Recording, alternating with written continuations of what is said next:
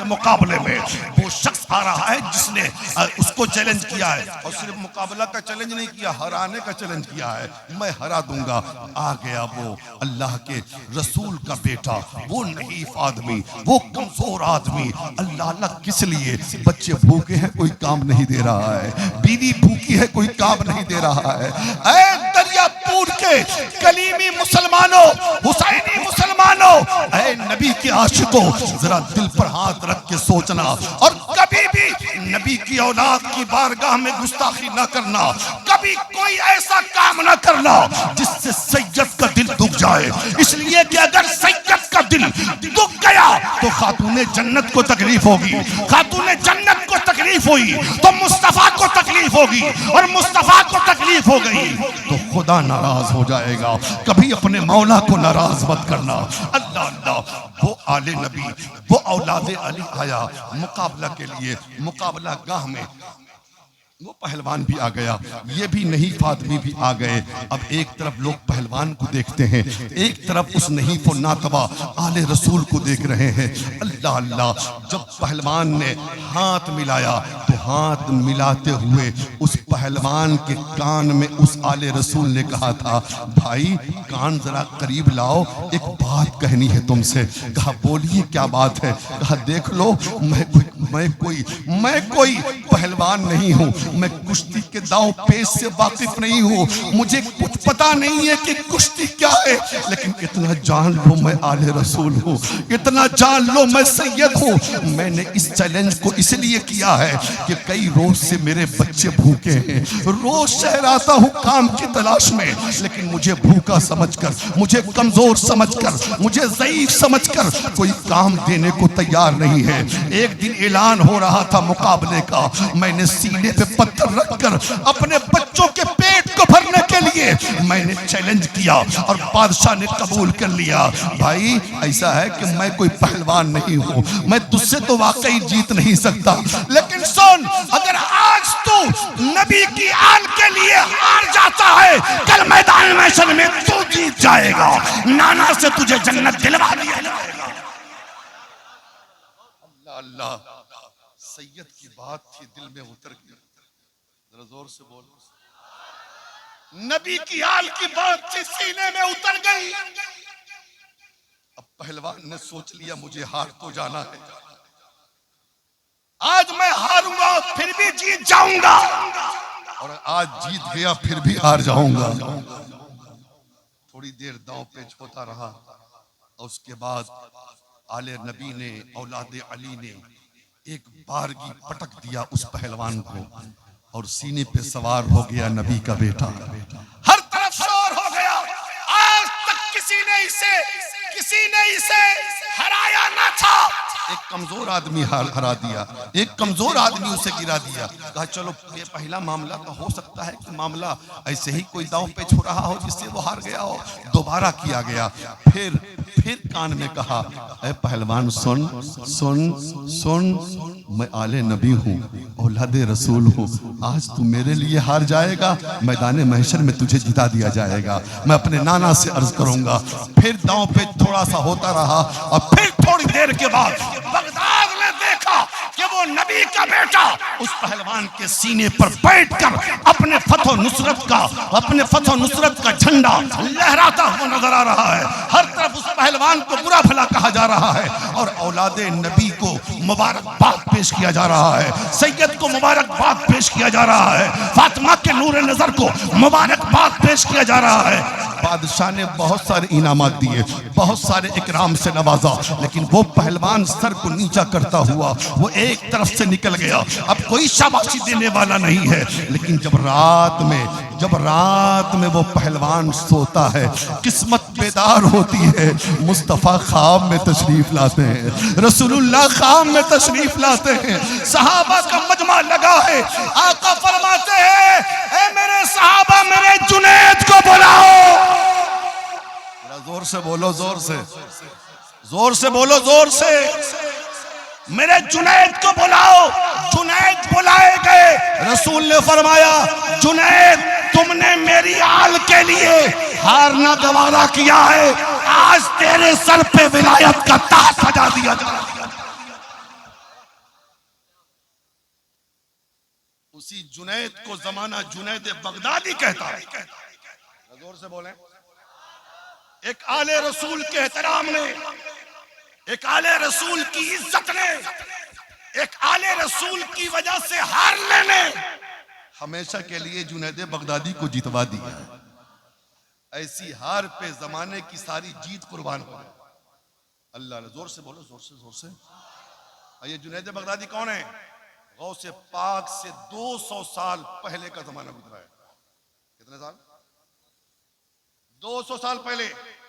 और जुनैद बगदादी ने भी सरकार बगदाद के आने की खबर दी थी कि मेरे बाद 200 साल के बाद एक बच्चा आएगा जिसका नाम अब्दुल कादिर जिलानी होगा। जोर से बोलो, जोर से।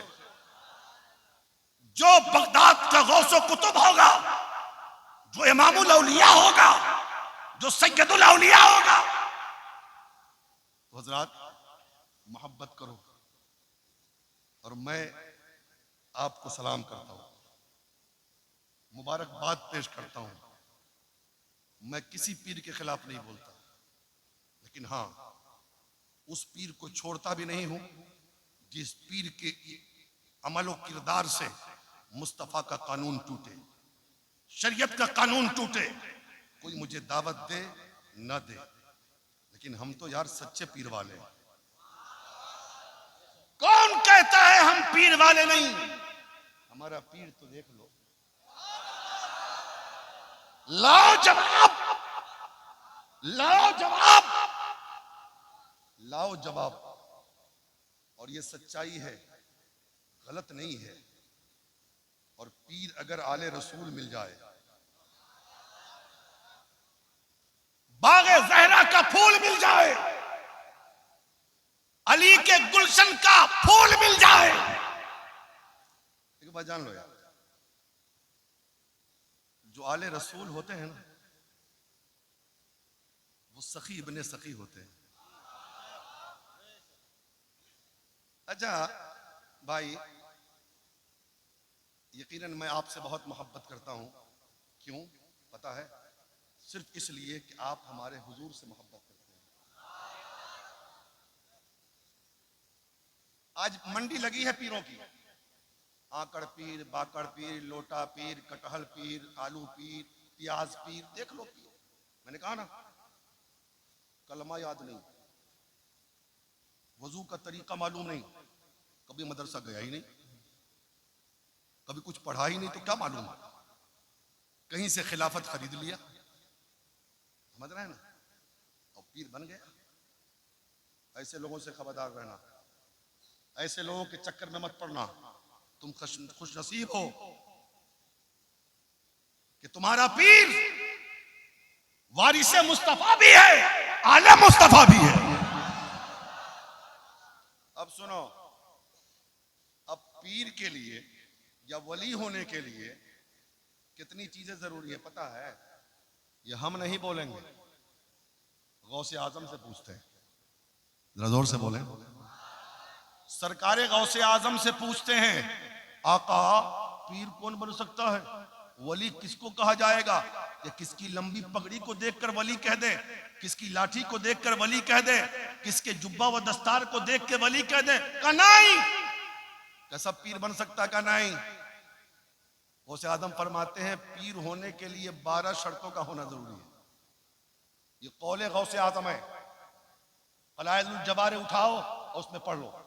अब लड़ना हमसे मत, गौसे आजम से लड़ो।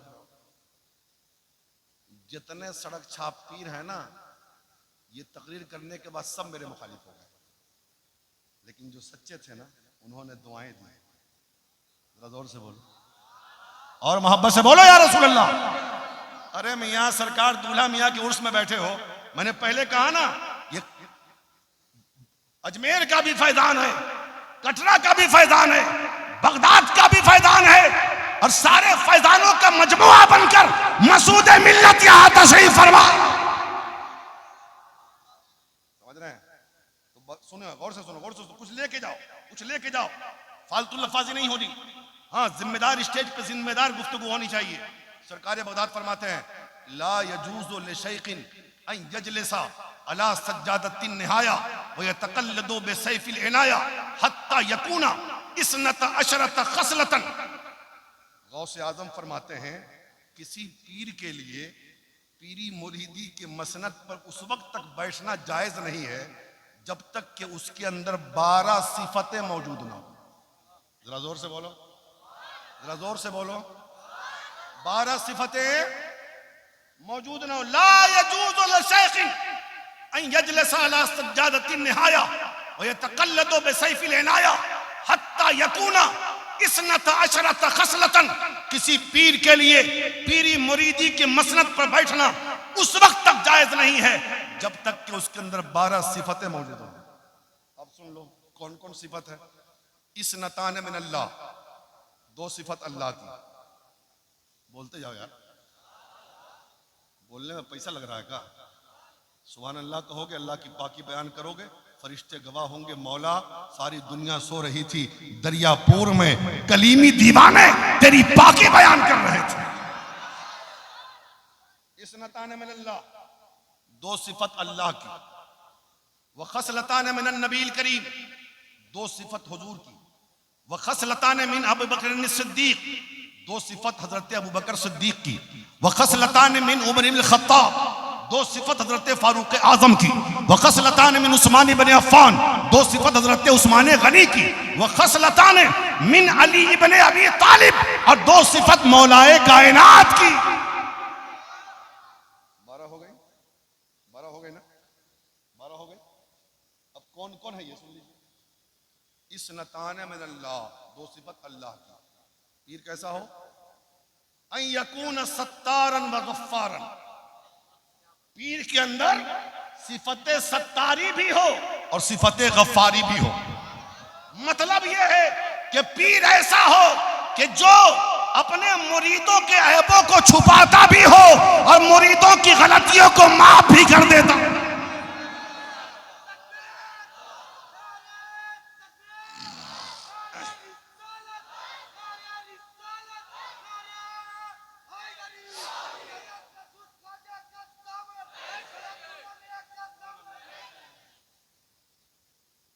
यकूना सत्तारन व गफ्फारन, पीर के अंदर सिफत सत्तारी भी हो और सिफत गफ्फारी भी हो।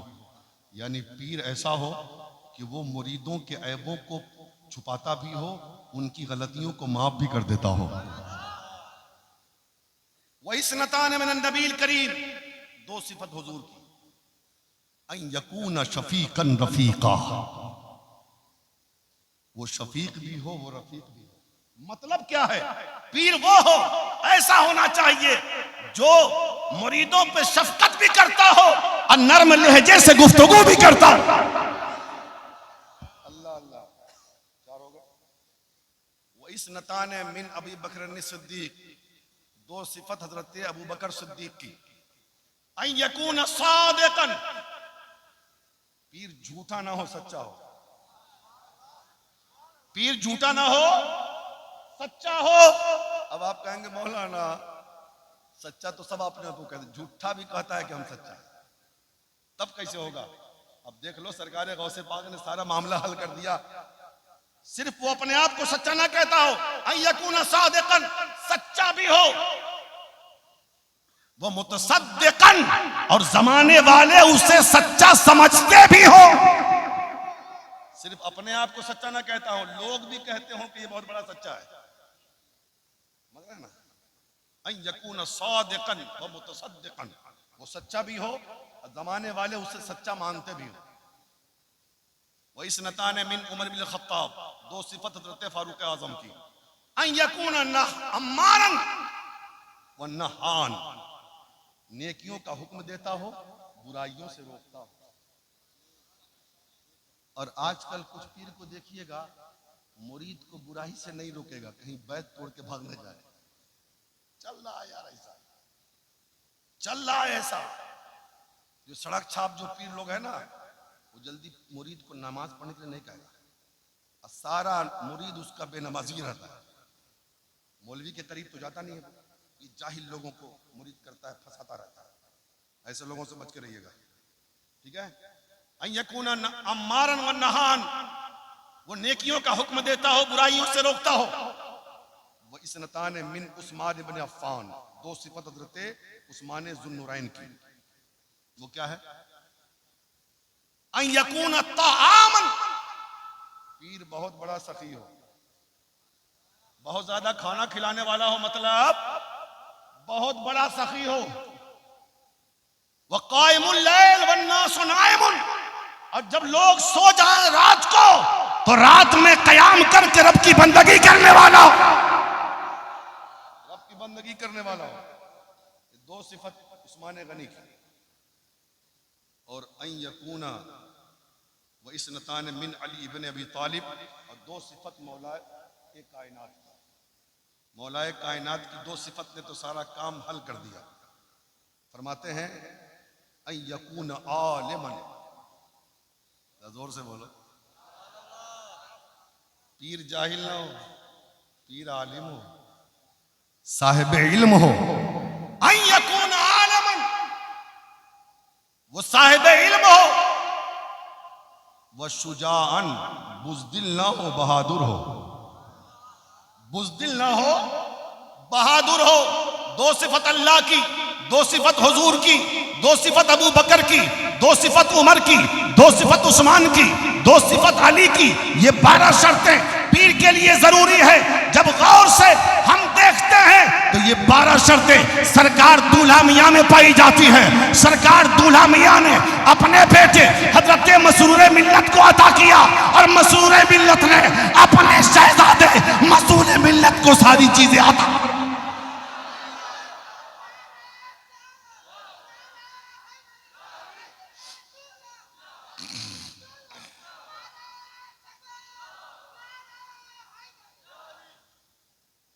जब हम गौर से देखते हैं, गौर से देखते हैं, कोई ये ना समझे वल्लाह कि मैं सामने बोल रहा हूं। दिल में जो बस जाता है ना, उनका तज़किरा तन्हाइयों में भी होता है, महफिलों में भी होता है, जलवत में भी होता है, खलवत में भी होता है। मैं जब खुद एक तरफ इन 12 शर्तों को देखता हूं, मैंने सरकार दूल्हा मियां को नहीं देखा, सरकार मसरूर मिल्लत को नहीं देखा, लेकिन सरकार मसूद मिल्लत को जरूर देखा है। मैं जब इन 12 शर्तों को देखकर सरकार मसूद मिल्लत की जात का तज़किया करता हूं, खुदा की कसम मुझे ये एहसास होता है ये सारी 12 शर्तें मसूद मिल्लत के अंदर मौजूद।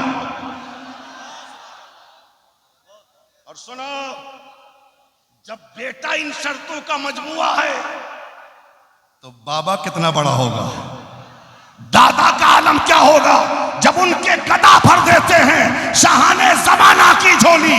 मोहताज का जब ये आलम है, मोहताज का आलम क्या होगा, मुख्तार का आलम क्या होगा। हजरात, बड़े खुश नसीब हो आप, बड़े खुश नसीब हो। अब देखो एक बात और, सिर्फ पीर से मोहब्बत का मतलब यह नहीं है कि जलसे में आके बैठो रात भर हंगामा करो। और सोच लो कि हमने तो अपने पीर का हक अदा कर दिया, साल में एक मरतबा कटरा शरीफ चले जाओ, चादर चढ़ा दो, फूल चढ़ा दो, और सोच लिया कि हमने अपना काम कर दिया। नहीं, अल्लाह वाले, सरकार दूल्हा मियां हो या सरकार मसरूर मिल्लत हो, यह हमारी चादरों के मोहताज नहीं है, बल्कि हमारी चादरें उनकी मोहताज है, वो हमारी चादरों के मोहताज नहीं। और सुनिए, ये मज़ारों की चादरें उनकी विरासत नहीं है। उनकी विरासत का मामला यह है कि जो मिशन वो छोड़ के गए दुनिया से, उन मिशन पर चलना, ये उनकी बारगाह में सच्ची खराज अकीदत है। अरे बोलो, सही बोलो, सही बोलो, है कि नहीं? अरे भाई, वो जा रहे हैं तो जाने दीजिए ना भाई, जाने वालों को रोकता कौन है यार? ऐसा लगता है कि कभी देखे नहीं उनको। इधर देखो, इधर देखो, इधर देखो। हाँ, तो मैं एक बात कह दूं, जलसा में आना चाहिए, नारा लगाना चाहिए, हुजूर के कदमों को चूमना चाहिए, लेकिन सच्ची अकीदत यह है कि हुजूर जो हुक्म दें उस हुक्म पर चलना सबसे ज्यादा जरूरी है। और सुना दूं हुजूर का हुक्म क्या? सुना दूं, हुजूर का हुक्म यह है कि उम्मत का हर फर्द, मुस्तफा का हर गुलाम, मुस्तफा का हर आशिक हुजूर की सीरत पे चलता रहे, नबी की सुन्नतों को जिंदा करता रहे, गुनाहों से बचता रहे, नेकियां करता रहे, सच्चा मुसलमान बनकर दुनिया में जिंदा रहे। सुनो, अब विरासत क्या है? हुजूर मसरूर मिल्लत गए, बेशुमार दीनी इदारे छोड़ के गए, जो सरकार मसूद मिल्लत की सरपरस्ती में आज पूरे बंगाल में चल रहा है ना। उस मदरसे में पढ़ने वाले बच्चे, वहाँ के असातिज़ा, वहाँ का तालीमी निज़ाम, ये सारी चीज़ें आज जो फूल रही है, फल रही है, ये आले रसूल के कदमों की बरकत है ना। अब सुनो, पीर से मोहब्बत का हाल देखो, पीर से मोहब्बत का हाल, पीर से मोहब्बत का हाल। आज हम चले आए, एक फूल लेके चले आए, सोचा कि काम हो गया हमारा। नाम सुना है महबूब इलाही का? बोलो, महबूब इलाही का नाम सुना है? हज़रत अमीर खुसरू का नाम सुना? अमीर खुसरू का, अमीर खुसरू कौन है? ये मुरीद है हजरत महबूब इलाही के। सिलसिला चिश्तिया के बुजुर्ग हैं कि नहीं? अरे बोलो, सिलसिला चिश्तिया के बुजुर्ग है कि नहीं? जरा देख लो पीर, हाँ ना महबूब इलाही जैसा पीर नजर आता है, ना अमीर खुसरू जैसा मुरीद नजर आता है। बंगाल फतह करने के लिए गए, बंगाल फतह करने के लिए जब आ रहे थे वापस में, तो रात के सन्नाटे में अचानक हजरत अमीर खुसरू एक मुसाफिर खाना की तरफ दौड़ते हुए जा रहे हैं और बोलते जा रहे हैं, बुए शेख मियायत, बुए शेख मियायत, बुए शेख मियायत। लोगों ने कहा हुजूर दिल्ली दूरस्त। उन्होंने कहा शेख की खुशबू आ रही है। लोगों ने कहा हुजूर दिल्ली बहुत दूर है, इतनी दूर से शेख की खुशबू कहां आ रही है? इतनी दूर से शेख की खुशबू कहां नजर आ रही है? कहां मिलेगी? लेकिन भागते जा रहे हैं, बुए शेख मियायत। सिपाही पीछे से दौड़ गए, वहां गए, देखा मुसाफिर खाने में एक मुसाफिर सोया है। रात के सन्नाटे में उस मुसाफिर को जगाने लगे। उस मुसाफिर की आंख खुली, कहा क्या बात है यार, क्यों जगाते हो? थका हुआ हूं, लंबे सफर से आया हूं, क्यों परेशान करते हो? हजरत अमीर खुसरू ने कहा भाई एक सवाल करूं तो बस जवाब दे दो। कहा बोलिए। कहा कहां से आया है? कहा दिल्ली से आ रहा हूं। दिल्ली में कहां से आ रहा है? कहा महबूब इलाही की बारगाह से आ रहा हूं। बता किस लिए गया? बेटी की शादी करनी थी, गुर्बत थी, परेशानी थी, इंतजाम नहीं हो रहा था। बीवी ने कहा पीर के पास जा, पीर के पास जा, पीर के पास जा, पीर देंगे तो ले आना, बेटी की शादी हो जाएगी। गया था, एक हफ्ता रुका रहा, चलने लगा ना, कुछ मिला कि नहीं? काम मिला तो, लेकिन ऐसी चीज मिली है जो किसी काम की नहीं। कहा क्या मिला? कहा देखो ना, ये टूटा हुआ जूता मिला। ये टूटा हुआ जूता मिला है, न पहनने के काम आए, न बेचने के काम आए। अमीर खुसरू ने कहा मुसाफिर ये बता, इस जूता को बेचेगा? मोहब्बत देखो, इस जूता को बेचेगा? उसने कहा सुबह से कोई मिला नहीं क्या? ये जूता भी कोई खरीदेगा क्या? ये तो टूटा फाटा जूता, ये किसी को दिया भी नहीं जा सकता, पहना भी नहीं जा सकता, तू खरीदेगा क्यों? कहा मजाक नहीं कर रहा भाई, तू बोल, अगर बेचेगा तो मैं खरीदने के लिए तैयार हूं। जब उस मुसाफिर को पता चल गया, समझ में आ गया, नहीं ये तो सही बोलता है, ये मजाक नहीं कर रहा है, ये सच बोलता है, ये मजाक नहीं कर रहा है। कहा ठीक है, ठीक है, ठीक है, मैं बेच देता हूं। अब बोलो कीमत बोलो। अब क्यों मजाक कर रहे हो यार? टूटा हुआ जूता है, जो कीमत दोगे बोनस ही होगा, काहे को हमसे पूछवा रहे हो? कहा नहीं, जो देना हो दे दो। कहा नहीं, बोलो। कहा मैं बोलूंगा नहीं, जो देना हो जो दे दो, चलेगा। हजरत अमीर खुसरू ने फरमाया कि मैं सफर में हूं, मेरे पास ज्यादा पैसे नहीं, थोड़े से पैसे हैं, इतने ले लो। कहा कितने हैं? कहा 5 लाख सोने के सिक्के हैं। जरा जोर से बोलो, जोर से। क्या कहा? 5 लाख सोने के सिक्के हैं, सफर में हूं, इतना ले लो, दिल्ली का पता नोट करो। मैं इस जूते की कीमत नहीं दे सकता, दिल्ली का पता नोट करो। जब दिल्ली आना, जितनी कीमत चाहोगे खुसरू तुम्हें देने के लिए तैयार। अल्लाह अल्लाह अल्लाह अल्लाह अल्लाह। अब तो बहुत चक्कर हो गया। इसलिए कहते हैं कभी कभी अल्लाह वाले ना जो बोलते हैं तो लोगों को उल्टा समझ में आता है। हाँ? उल्टा समझ में आता है। हाँ, आंखों को बंद करते हैं दीदार के लिए, ठीक है ना? हाँ, जब यकीन हो गया कि सही में ये देने वाले हैं, कहा ये तो डाकू लोग चुरा लेंगे, झूठ लेंगे। कहा ठीक है, मैं अपने सिपाहियों के जरिए तुम्हारे घर पहुंचवा देता हूं। देखिए अल्लाह वाले ने टूटा जूता दिया। वो सोच रहा था इससे होगा क्या, लेकिन अल्लाह का वली देख रहा था मेरा मुरीद खुसरू आ रहा है, रास्ते में जूता खरीद लेगा, इसकी बेटी के शादी का इंतजाम हो जाएगा। हो गया। अब देख लीजिए, हम और आप होते तो उस जूता को क्या करते, झोला में रख लेते, पन्नी में रख लेते, यही ना करते भाई। इसको भी समझते कि बहुत अदब हमने किया है, अव्वलन तो खरीदते ही नहीं, ये टूटा क्या है। खरीद लेते तो उसको रख देते कहीं झोला वाला में, पलौथिंग वोथिंग में। लेकिन अमीर खुसरू की मोहब्बत देखो पीर से, अल्लाह अल्लाह, उसको पलौथिंग में नहीं रखा, उसको झोला में नहीं रखा, इधर उधर नहीं रखा, बल्कि अपनी दस्तार खोली, सर पे रख के दस्तार के नीचे बांध लिया। जरा जोर से बोलो, जोर से। सर के नीचे दस्तार में बांधा है और लेके चले हैं झूमते हुए दिल्ली। निजामुद्दीन औलिया इंतजार ही कर रहे थे, मेरा खुसरू आ रहा। पहुंचे, अस्सलाम वालेकुम, सलाम। आ गए जी, हुजूर आ गया। अब सवाल होता है, खुसरू मेरे लिए क्या लेके आए हो, मेरे लिए क्या लेके आए हो? कहा हुजूर सब कुछ तो दिया हुआ आपका है, मैं क्या दे सकता हूं आपको, मेरे बस का क्या है, मेरे पास क्या है? क्या कुछ नहीं लाए हो, कुछ तो लाए होगे। दस्तार उठा कर लाया हूं आपके लिए तोहफा।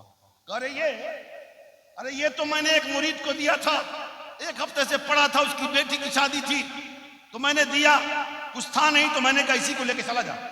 ये भी तुमने उससे छीन लिया। हुजूर छीना नहीं है, खरीदा है। छीना नहीं है, खरीदा है। कितने में खरीदा? कहा हुजूर 5 लाख सोने के सिक्के में।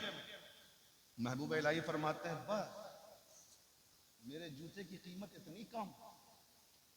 कदमों में सर रख दिया, नाज बर्दारी देखिए, मोहब्बत देखिए। हाँ हुजूर सफर में था, पता दे दिया हूं, जब आओगे ना तो जितना चाहोगे इस जूते की कीमत लेके चला जाना।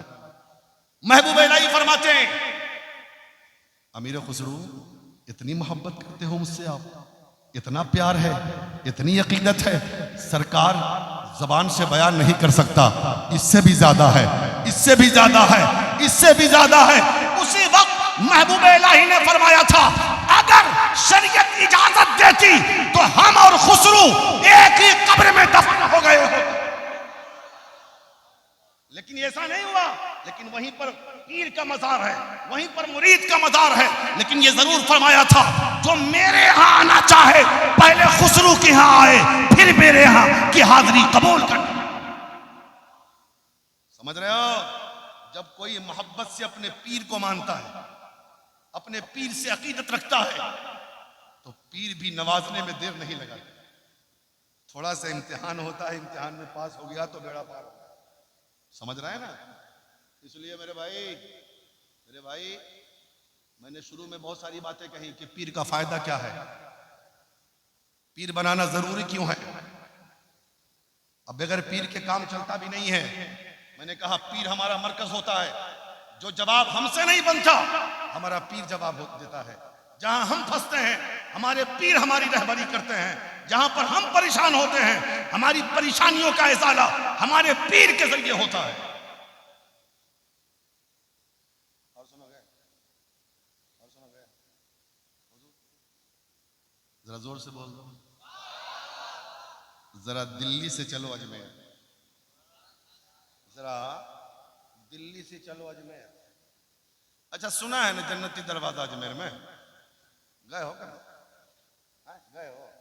नहीं गए हो? गए हो? माशाअल्लाह। हम सलाम करते हैं जिन्होंने सरकार ख्वाजा की बारगाह में हाजिरी दी है। वो हिंद के सुल्तान हैं, हिंद के बादशाह हैं, हम उनकी रियाया हैं, हम उनके टुकड़ों पे पलते हैं, हम उनका सदका खाते हैं।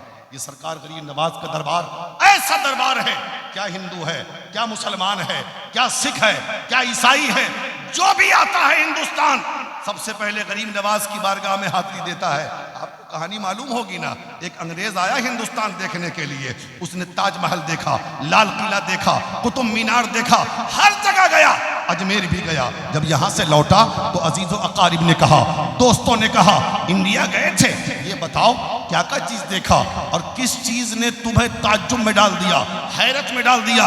वो अंग्रेज कहता है मैंने लाल किला देखा, ताज्जुब ना हुआ, कुतुब मीनार देखा, ताज्जुब ना हुआ, और ताजमहल देखा, ताज्जुब ना हुआ, हिंदुस्तान के बहुत सारे मकामात देखे, ताज्जुब ना हुआ, लेकिन जब अजमेर गया तो बड़ा ताज्जुब हुआ।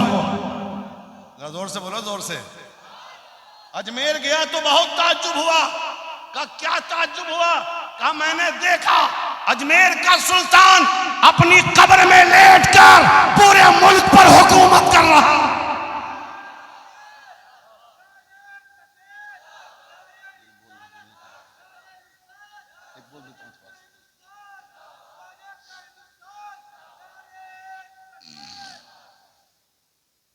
ये जन्नती दरवाजे की जो तारीख है ना, और मैं बता दूं आपको, हमारे उस्ताद हजरत अल्लामा मुफ्ती रजब अली साहब क़िबला रहमतुल्लाह अलैह बलरामपुरी, मैंने अपने उस्ताद से इस जन्नती दरवाजे की तारीख सुनी और उन्होंने अजमेर में खानवादा गरीब नवाज के एक आलिम दीन सैयद सुल्तान साहब क़िबला, उनकी जबान से उन्होंने सुना। अब मैंने अपने उस्ताद से सुना और फिर मैं आपको सुना दें। सरकार गरीब नवाज की बारगाह में जन्नती दरवाजा है। बनाया किसने, बना कैसे, ये सुनिए। हजरत गरीब नवाज के पहले खलीफा हैं हजरत कुतुबुद्दीन बख्तियार काकी। मजार शरीफ है मेहरौली शरीफ में, क्या है, मेहरौली शरीफ में।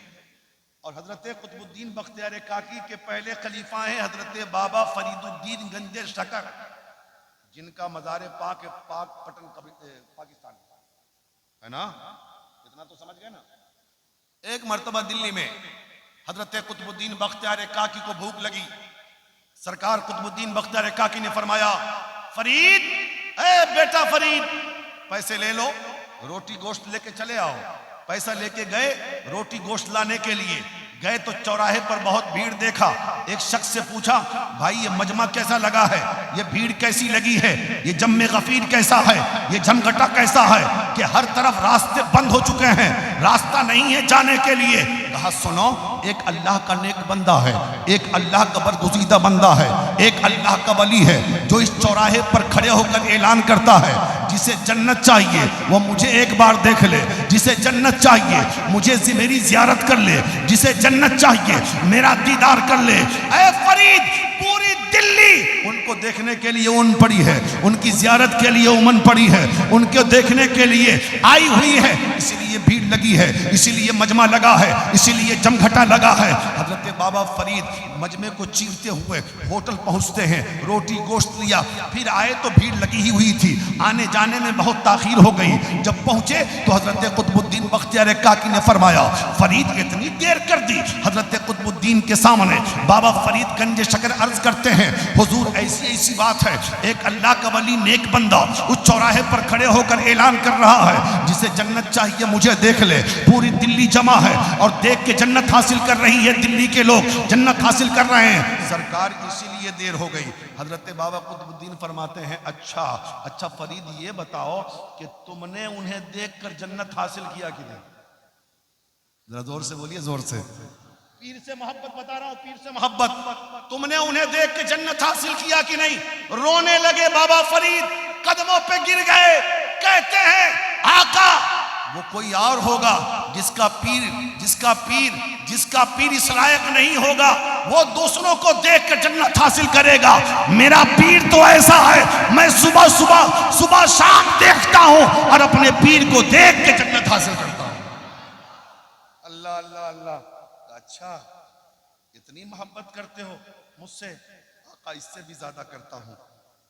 पीरो मुरीद में गुफ्तगू हुई तो जोश में हजरत बाबा कुतुबुद्दीन ने फरमाया, ठीक है सुनो, जब तुम इतनी मोहब्बत करते हो तो पीर की बारगाह से इनाम भी तो मिलना चाहिए ना तुम्हें। फरमाया, सुनो फरीद, तुम मुझे देख के जन्नत हासिल करोगे, जमाना तुम्हें देख के जन्नत हासिल करेगा। जरा जोर से बोलना, जोर से यार, और जोर से बोलो यार रसूल अल्लाह। तुम मुझे देख के जन्नत हासिल करोगे, जमाना तुम्हें देख के जन्नत हासिल करेगा। बोल तो दिया। थोड़ी देर के बाद जलाल ठंडा हुआ, सोच में पड़ गया, या अल्लाह ये बात तो मैंने बहुत बड़ी कर दी, जो मेरे इख्तियार में नहीं है। दिल्ली से अजमेर चले गए, गरीब नवाज ने देखा बहुत परेशान है मेरा मुरीद, बहुत परेशान है कुतुबुद्दीन बख्तियार काकी। तो फरमाया कुतुबुद्दीन क्या दिक्कत है, क्या परेशान है, क्या हुजूर ऐसी ऐसी बात है और मैंने इतना बड़ा जुमला कह दिया है, लेकिन ये मेरे बस की बात तो है नहीं। गरीब नवाज फरमाते हैं कुतुबुद्दीन तेरे बस में रहे चाहे ना रहे, मोइनुद्दीन के बस में जरूर है। अल्लाह अल्लाह, ये सुल्तानुल हिंद कह रहे हैं मोइनुद्दीन के बस में जरूर है। इत्मीनान हुआ तो अब दादा पीर ने हजरत बाबा फरीद को क्या इनाम दिया सुन लीजिए। चलने लगे बाबा कुतुबुद्दीन बख्तियार काकी, तो फरमाया कुतुबुद्दीन तुमने तो इनाम दिया अपने मुरीद को कि जो उसको देखेगा जन्नती हो जाएगा, अब मेरी तरफ से फरीद को एक इनाम दे देना कि दादा पीर ने कहा है दुनिया में जब तक तुम रहोगे लोग तुम्हें देख के जन्नती बनेंगे, और तुम्हारे दुनिया से जाने के बाद तुम्हारे बनाए हुए खिड़की और दरवाजा के सामने से गुजर जाएगा, वो जन्नती हो जाएगा। अल्लाह अल्लाह अल्लाह आके सुना दिया कि दादा पीर का इनाम ये है। तो हजरत बाबा फरीद गंज शकर ने एक खिड़की बनाया, एक दरवाजा बनाया, दरवाजा लगाया अजमेर में, जिसे हम जन्नती दरवाजा कहते हैं, दरवाजा लगाया अजमेर में, और खिड़की कह दिया कि मेरे मजार में लगा देना। खिड़की कह दिया कि मेरे मजार में लगा देना। अब एक बात ये सवाल पैदा होता है, जब दरवाजा अपने दादा पीर के मजार में लगवा दिया तो खिड़की अपने पीर के मजार में लगवा दिए होते। ये अपने पीर के मजार में लगाने की जरूरत क्या है? यहीं पर अल्लाह के वली का इल्म गैब साबित हो रहा है। अल्लाह के वली को पता था कि जब हिंदुस्तान की तकसीम होगी तो मेरे पीर का मजार और दादा पीर का मजार हिंदुस्तान की सरहदों में होगा और मेरा मजार पाकिस्तान की सरहदों में होगा। इसलिए फरमाया मेरे इंतकाल के बाद खिड़की मेरे मजार में लगाना, ताकि हिंदुस्तान वाले दरवाजे से गुजरकर जन्नती हो, पाकिस्तान वाले खिड़की से गुजरकर जन्नती हो जाए। अब बोलो, जब अल्लाह के वली को इल्म गैब पता है तो नबी के इल्म गैब का आलम क्या होगा? जब उनके गदा भर देते हैं शाहाने जमाना की झोली, मोहताज का जब ये आलम है, मुख्तार का आलम क्या होगा? हज़रात, ये पीर से मोहब्बत है, ये पीर से अकीदत है। इसलिए मेरे भाई बड़े खुश नसीब हैं हम भी और आप भी कि हमारे हाथों में सरकार का दामन है। और जो खुर्द नवाजी है ना, जो छोटों पे शफकत है ना, जो सखावत का उनसुर है ना, वल्लाह जो नबी की आल होती है ना, जो नबी की औलाद होती है, उनका हाल यही होता है। जो नबी के घर वाले होते हैं उनका हाल यही होता है कि खुद नहीं खा के औलों को खिलाने वाले कितने साबिर थे मोहम्मद के घराने। समझ रहे हैं? इसलिए मेरे भाई हम आपको मुबारकबाद पेश करते हैं जिन लोगों ने इस जश्न दूल्हा मियाँ का इनेकाद किया है। हम उनको मुबारकबाद पेश करते हैं कि आपने अल्लाह के वली की बारगाह में खिराज अकीदत पेश किया है। अल्लाह आपके इस नजराने को कबूल फरमा ले, इन अकीदतों की लाज रख ले, और सरकार दूल्हा मियाँ के सदक़े, सरकार मसरूर मिल्लत के सदक़े आपकी तमाम जायज़ मुरादों को पूरी फरमाए। और हमारे जितने भाई हैं, हमारे सिलसिले कलीमिया के जितने भाई जो सरकार मसूद मिल्लत के कदमों से लिपटे हुए हैं, जो इनके कदमों से वाबस्ता हैं, इनके दामन से वाबस्ता हैं, मैं सबके लिए दुआ करता हूँ अल्लाह ताला सबको सुरखुरू रखे, सबके रिस्क में बेपनाह बरकत अता फरमाए, और हमें हमारी अकीदत को सलामत रखे, हमारी मोहब्बतों को सलामत रखे। इस अकीदत को रियाकारी से अल्लाह पाक कर दे, इस मोहब्बत को दिखावे से पाक कर दे। हमारे दिल में आले रसूल की जो मोहब्बत हो, ये खालिस मोहब्बत हो, इसमें दिखावा ना हो, इसमें रियाकारी ना हो, इसमें और इधर उधर की कोई चीज ना हो। सच्ची मोहब्बत हम नबी की आल से करेंगे, नबी की आल से, नबी की औलाद से करेंगे। अल्लाह देख रहा है, अल्लाह इसका अज्र हमें अता फरमाएगा। मेरे अल्लाह से दुआ है अल्लाह ताला हम सबको अमल खैर की तौफीक अता फरमाए।